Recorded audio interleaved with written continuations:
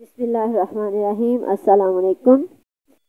کفار قریش لڑنے کے لیے بےتاب تھے، مگر ان لوگوں میں کچھ سلجھے ہوئے دل و دماغ کے لوگ بھی تھے جو خون ریزی کو پسند نہیں کرتے تھے۔ چنانچہ حکیم بن حزام جو بعد میں مسلمان ہوئے بہت ہی سنجیدہ اور نرم خو تھے۔ انہوں نے اپنے لشکر کے سپہ سالار عتبہ بن ربیعہ سے کہا کہ آخر اس خون ریزی سے کیا فائدہ؟ میں آپ کو نہایت ہی مخلصانہ مشورہ دیتا ہوں، وہ یہ کہ قریش کا جو کچھ مطالبہ ہے وہ عمرو بن الحضرمی کا خون ہے اور وہ آپ کا حلیف ہے۔ آپ اس کا خون بہا ادا کر دیجئے، اس طرح یہ لڑائی ٹل جائے گی اور آج کا دن آپ کی تاریخ زندگی میں آپ کی نیک نامی کا یادگار بن جائے گا کہ آپ کے تدبر سے ایک بہت ہی خوفناک اور خون ریز لڑائی ٹل گئی۔ عتبہ ذات خود بہت ہی مدبر اور نیک نفس آدمی تھا۔ اس نے باخوشی اس مخلصانہ مشورے کو قبول کر لیا، مگر اس معاملے میں ابو جہل کی منظوری بھی ضروری تھی۔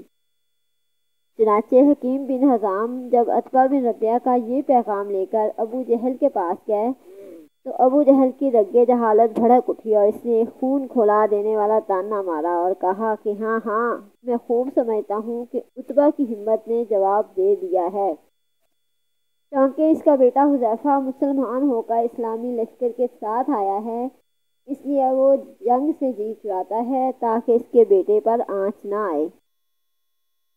پھر ابو جہل نے اسی پر بس نہیں کیا بلکہ عمرو الحضرمی مقتول کے بھائی عامر بن الحضرمی کو بلا کر کہا، دیکھو تمہارے مقتول بھائی عمرو الحضرمی کے خون کا بدلہ لینے کی ساری آستین تہس نہس ہوئی جا رہی ہے، کیونکہ ہمارے لشکر کا سپہ سالار عتبہ بزدلی ظاہر کر رہا ہے۔ یہ سنتے ہی عامر بن حضرمی نے عرب دستور کے مطابق اپنے کپڑے پھاڑ ڈالے اور اپنے سر پر دھول ڈالتے ہوئے واہ امرا کا نعرہ مارنا شروع کر دیا۔ اس کارروائی نے کفار قریش کی تمام فوج میں آگ لگا دی اور سارا لشکر خون کا بدلہ خون کے نعروں سے گونجنے لگا۔ عتبہ نے جب ابو جہل کا طعنہ سنا تو وہ بھی غصے میں بھر گیا اور کہا کہ ابو جہل سے کہہ دو کہ میدان جنگ بتائے گا بزدل کون ہے۔ یہ کہہ کر لوہے کی ٹوپی طلب کی، مگر اس کا سر اتنا بڑا تھا کہ ٹوپی اس کے سر پر ٹھیک نہیں بیٹھی، تو مجبوراً اس نے اپنے سر پر کپڑا لپیٹا اور ہتھیار پہن کر جنگ کے لیے تیار ہو گیا۔ 17 رمضان سن 2 ہجری جمعہ کے دن حضور صلی اللہ علیہ وسلم نے مجاہدین اسلام کو صف بندی کا حکم دیا۔ دست مبارک میں ایک چھڑی تھی، اس کے اشارے سے آپ صفیں درست فرما رہے تھے کہ کوئی شخص آگے پیچھے نہ رہنے پائے، اور یہ بھی حکم فرما دیا ہے کہ بجز ذکر الہی کے کوئی شخص کسی قسم کا کوئی شور و غل نہ کرے۔ اس وقت میں جنگ کا نکارہ بچنے ہی والا تھا، دو ایسے واقعات پیش ہو گئے جو نہایت ہی عبرت خیز اور بہت زیادہ نصیحت آموز ہیں۔ حضور صلی اللہ علیہ وسلم نے اپنی چھڑی کے اشارے سے صفیں سیدھی فرما رہے تھے کہ آپ نے دیکھا حضرت سعد انصاری کا پیٹ صف سے کچھ آگے نکلا ہوا تھا۔ آپ نے اپنی چھڑی سے ان کے پیٹ پر ایک پونچا دے کر فرمایا، اے سعد سیدھے کھڑے ہو جاؤ۔ حضرت سعد نے کہا، یا رسول اللہ، آپ نے میرے شکم پر چھڑی ماری ہے، مجھے آپ سے اس کا قصاص لینا ہے۔ یہ سن کر آپ نے اپنا پیرہن شریف اٹھا کر فرمایا کہ اے سعد، لو میرا شکم حاضر ہے، تم اس پر چھڑی مار کر مجھ سے اپنا قصاص لے لو۔ حضرت سعد نے دوڑ کر آپ کے شکم مبارک کو چوم لیا، پھر نہایت ہی والہانہ انداز میں انتہائی گرم جوشی کے ساتھ آپ کے جسم اقدس سے لپٹ گئے۔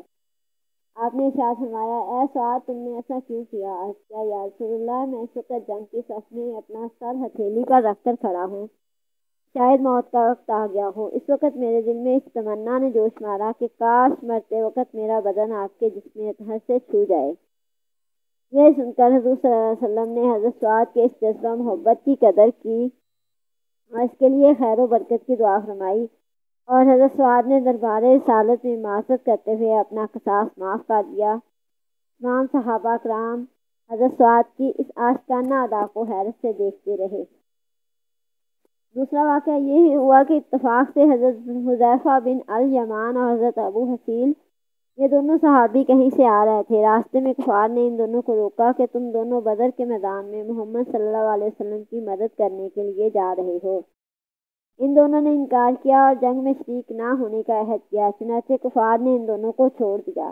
جب یہ دونوں بارگاہ رسالت میں حاضر ہوئے اور اپنا واقعہ بیان کیا تو حضور نے ان دونوں کو لڑائی کی صفوں سے الگ کر دیا اور ارشاد فرمایا کہ ہم ہر حال میں عہد کی پابندی کریں گے، ہم کو صرف خدا کی مدد درکار ہے۔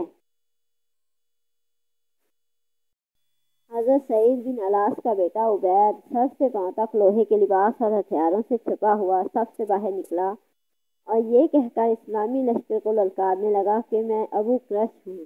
اس کی یہ مغرورانہ للکار سن کر حضور صلی اللہ علیہ وسلم کے پھوپھی زاد بھائی حضرت زبیر العوام جوش میں بھرے ہوئے اپنی برچھی لے کر مقابلے کے لیے نکلے، مگر یہ دیکھ کر کہ اس کی دونوں آنکھوں کے سوا اس کے بدن کا کوئی حصہ بھی ایسا نہیں ہے جو لوہے سے چھپا ہوا نہ ہو۔ حضرت زبیر نے تاک کر اس کی آنکھ میں اس زور سے برچھی ماری کہ وہ زمین پر گرا اور مر گیا۔ برچھی اس کی آنکھ کو چھیدتی ہوئی کھوپڑی کی ہڈی میں چبھ گئی تھی۔ حضرت زبیر نے جب اس کی لاش پر پاؤں رکھ کر پوری قوت سے کھینچا تو بڑی مشکل سے برچھی نکلی، لیکن اس کا سر مڑ کر خم ہو گیا۔ یہ برچھی ایک تاریخی یادگار بن کر برسوں برق بنی رہی۔ حضور اقدس صلی اللہ علیہ وسلم نے حضرت زبیر سے یہ برچھی طلب فرما لی اور اس کو ہمیشہ اپنے پاس رکھا۔ پھر حضور صلی اللہ علیہ وسلم کے بعد چاروں خلفائے راشدین کے پاس منتقل ہوتی رہی۔ پھر حضرت زبیر کے فرزند حضرت عبداللہ بن زبیر کے پاس آئی، یہاں تک کہ 73 ہجری میں جب بنو امیہ کے ظالم گورنر حجاج بن یوسف ثقفی نے ان کو شہید کر دیا تو یہ برچھی بنو امیہ کے قبضے میں چلی گئی اور پھر اس کے بعد لاپتہ ہو گئی۔ حضرت عبدالرحمن بن عوف کا بیان ہے کہ میں صف میں کھڑا تھا اور میرے دائیں بائیں 2 نوعمر لڑکے کھڑے تھے۔ ایک نے چپکے سے پوچھا کہ چچا جان، کیا آپ ابو جہل کو پہچانتے ہیں؟ میں نے اس سے کہا، کیوں بھتیجے، تم کو ابو جہل سے کیا کام ہے؟ اس نے کہا، چچا جان، میں نے خدا سے یہ عہد کیا ہے کہ میں ابو جہل کو جہاں دیکھ لوں گا یا تو اس کو قتل کر دوں گا یا خود لڑتا ہوا مارا جاؤں گا، کیونکہ وہ اللہ کے رسول کا بہت ہی بڑا دشمن ہے۔ حضرت عبدالرحمن کہتے ہیں کہ میں حیرت سے اس نوجوان کا منہ تک رہا تھا کہ دوسرے نوجوان نے بھی مجھ سے یہی کہا۔ اتنے میں ابو جہل تلوار گھماتا ہوا سامنے آ گیا۔ میں نے اشارے سے بتا دیا کہ یہی ابو جہل ہے۔ بس پھر کیا تھا، یہ دونوں لڑکے تلواریں لے کر اس پر اس طرح جھپٹے جس طرح باز اپنے شکار پر جھپٹتا ہے۔ دونوں نے اپنی تلواروں سے مار مار کر ابو جہل کو زمین پر ڈھیر کر دیا۔ یہ دونوں لڑکے حضرت معوذ اور حضرت معاذ رضی اللہ عنہ تھے جو افرا کے بیٹے تھے۔ ابو جہل کے بیٹے اکرمہ نے اپنے باپ کے قاتل حضرت معاذ پر حملہ کر دیا اور پیچھے سے ان کی بائیں شانہ پر تلوار ماری، جس سے ان کا بازو کٹ گیا، لیکن تھوڑا سا چمڑا باقی رہ گیا اور ہاتھ لٹکنے لگا۔ حضرت معاذ نے اکرمہ کا پیچھا کیا اور دور تک دوڑایا، مگر اکرمہ بھاگ کر بچ نکلا۔ حضرت معاذ اس حالت میں بھی لڑتے رہے، لیکن کٹے ہوئے ہاتھ کے لٹکنے سے زحمت ہو رہی تھی تو انہوں نے اپنے کٹے ہوئے ہاتھ کو پاؤں سے دبا کر اس زور سے کھینچا کہ تسمہ الگ ہو گیا اور پھر وہ آزاد ہو کر ایک ہاتھ سے لڑتے رہے۔ حضرت عبداللہ بن مسعود رضی اللہ تعالیٰ عنہ ابو جہل کے پاس سے گزرے۔ اس وقت ابو جہل میں کچھ زندگی کی رمق باقی تھی۔ حضرت عبداللہ بن مسعود نے اس کی گردن کو اپنے پاؤں سے روند کر فرمایا، تو ہی ابو جہل ہے، بتا آج تجھے اللہ نے کیسا رسوا کیا۔ ابو جہل نے اس حالت میں بھی گھمنڈ کے ساتھ یہ کہا کہ تمہارے لیے یہ کوئی بڑا کارنامہ نہیں ہے، میرا قتل ہو جانا اس سے زیادہ نہیں ہے کہ ایک آدمی کو اس کی قوم نے قتل کر دیا۔ ہاں، مجھے اس کا افسوس ہے کہ کاش مجھے کسانوں کے سوا کوئی دوسرا شخص قتل کرتا۔ حضرت معوذ اور حضرت معاذ، چونکہ یہ دونوں انصاری تھے اور انصار کھیتی باڑی کا کام کرتے تھے اور قبیلہ قریش کے لوگ کسانوں کو بڑی حقارت کی نظر سے دیکھا کرتے تھے، اس لیے ابو جہل نے کسانوں کے ہاتھ سے قتل ہونے کو اپنے لیے قابل افسوس بتایا۔ جنگ ختم ہونے کے بعد حضور اکرم صلی اللہ علیہ وسلم حضرت عبداللہ بن مسعود کو ساتھ لے کر جب ابو جہل کی لاش کے پاس سے گزرے تو لاش کی طرف اشارہ کر کے فرمایا، ابو جہل اس زمانے کا فرعون ہے۔ پھر عبداللہ بن مسعود نے ابو جہل کا سر کاٹ کر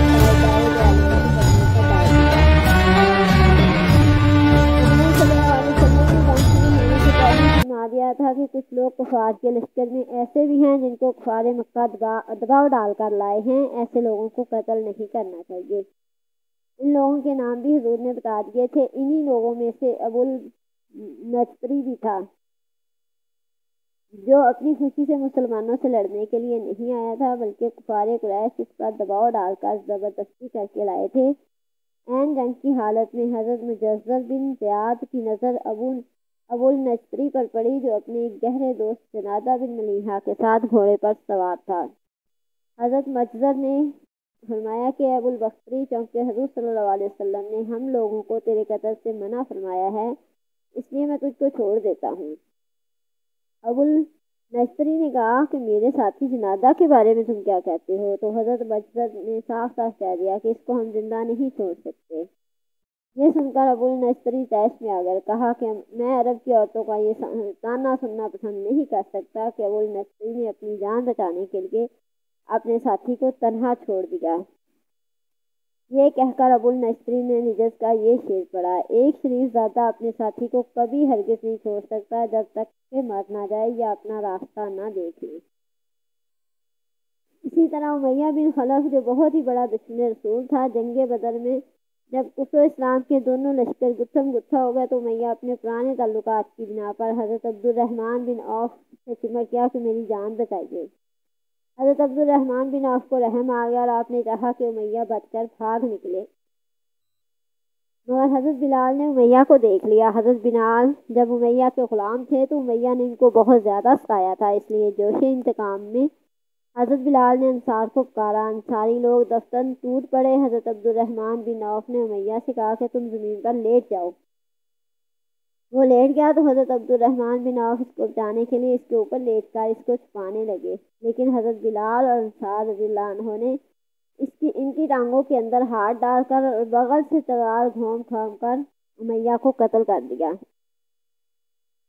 جنگ بدر میں اللہ تعالیٰ نے مسلمانوں کی مدد کے لیے آسمان سے فرشتوں کا لشکر اتارا تھا۔ پہلے 1000 فرشتے آئے، پھر 3000 ہو گئے اور اس کے بعد 5000 ہو گئے۔ قرآن کی سورت آل عمران اور انفال میں اس کا تفصیل سے ذکر موجود ہے۔ جب خوب گھمسان کارن پڑا تو فرشتے کسی کو نظر نہیں آتے تھے، مگر ان کی حرب و ضرب کے اثرات صاف نظر آتے تھے۔ بعض کافروں کی ناک اور منہ پر کوڑوں کی مار کا نشان پایا جاتا تھا، کہیں بغیر تلوار مارے سر کٹ کر گرتا نظر آتا تھا۔ یہ آسمان سے آنے والے فرشتوں کی فوج کے کارنامے تھے۔ عتبہ، شیبہ، ابو جہل وغیرہ کفار قریش کے سرداروں کی ہلاکت سے کفار مکہ کی کمر ٹوٹ گئی اور ان کے پاؤں اکھڑ گئے اور وہ ہتھیار ڈال کر بھاگ کھڑے ہوئے اور مسلمانوں نے ان لوگوں کو گرفتار کرنا شروع کر دیا۔ اس جنگ میں کفار کے 70 آدمی قتل اور 70 آدمی گرفتار ہوئے، باقی اپنا سامان چھوڑ کر فرار ہو گئے۔ اس جنگ میں کفار مکہ کو ایسی زبردست شکست ہوئی کہ ان کی عسکری طاقت ہی فنا ہو گئی۔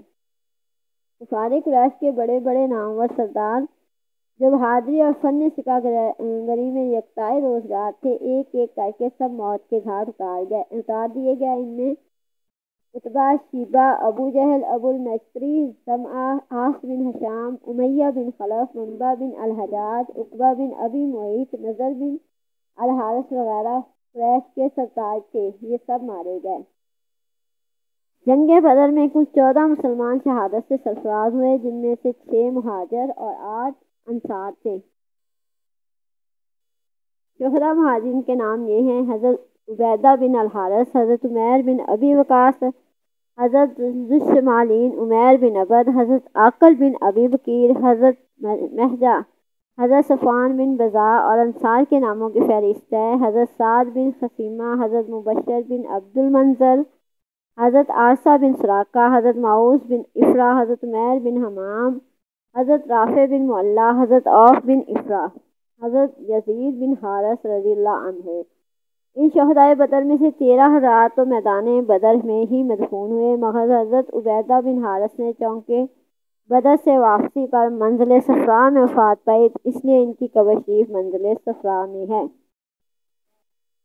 حضور اکرم نے ہمیشہ یہ طرز عمل رہا کہ جہاں کبھی کوئی لاش نظر آتی تھی آپ اس کو دفن کروا دیتے تھے، لیکن جنگ بدر میں قتل ہونے والے کفار چونکہ تعداد میں بہت زیادہ تھے، اس لیے سب کو الگ الگ دفن کرنا ایک دشوار کام تھا۔ اس لیے تمام لاشوں کو آپ نے بدر کے ایک گڑھے میں ڈال دینے کا حکم فرمایا۔